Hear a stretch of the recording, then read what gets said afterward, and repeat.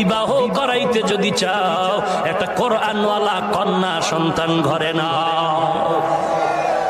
যেই ঘরের মধ্যে কন্যা থাকবে কোরআনওয়ালা, ওই সন্তান শ্বশুর শাশুড়ির সাথে বেয়াদবি করবে না।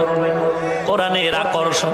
এরে নবীর উম্মতের দল, আজ আমার দেশের মানুষ বিয়া করানোর আগে বেয়াই সাহেবের সাথে কন্টাক্ট করে বিদেশের সার্টিফিকেট দিবেন। বড় দুঃখ, এই যৌতুকের গজব এই সমাজটারে ধ্বংস করে ফেললো। গতকাল আমি বয়ান করলাম গোপালগঞ্জ প্রাণ কেন্দ্র শহরে, বঙ্গবন্ধু ডিগ্রি কলেজের প্রিন্সিপাল আমার পাশে বসা। বয়ানের ফাঁকে একটা সুন্দর একটা ছোট্ট বাচ্চা আমার সামনে দাঁড়ায়া বলে একটু দোয়া করে দেন।